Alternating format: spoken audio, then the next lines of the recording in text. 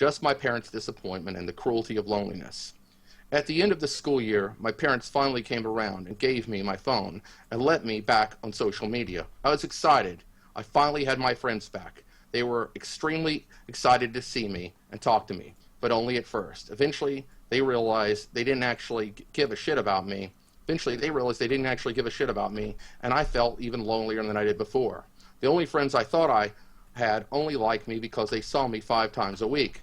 After a summer of not having almost no friends, plus the weight of having to think about college, save money for moving out, keep my grades up, go to church each week, and feel like shit because everyone there is against me, everything I live for, I have decided I've had enough. I'm never going to transition successfully, even when I move out. I'm never going to be happy with the way I look or sound. I'm never going to have enough to love to satisfy me. I'm never going to find a man who loves me.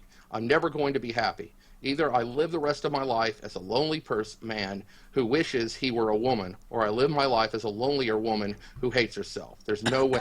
There's no way out. I'm sad enough already. I don't need my life to get any worse. People say it gets better, but that isn't true in my case. It gets worse. Each day I get worse.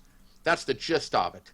That's what I feel like, why I feel like killing myself. Sorry if that's not a good enough reason for you. It's good enough for me. As for my will, I want 100% of the things that I legally own to be sold, and the money plus my money in the bank to be given to a trans civil rights movement and support groups.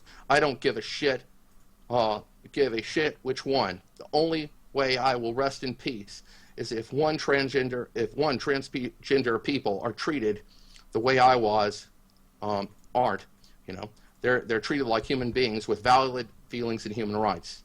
Gender needs to be taught about in schools. The earlier the better. My death needs to mean something. My death needs to be counted in the number of transgender people who committed suicide this year. I want someone to look at that number and say, that's fucked up, and fix it. Fix society, please. Goodbye. Leela, Josh Alcorn. So do you want to get right into the Jacqueline Glenn video, or do you have anything you want to say about it first? Well, you had commented about it something, I think, didn't you?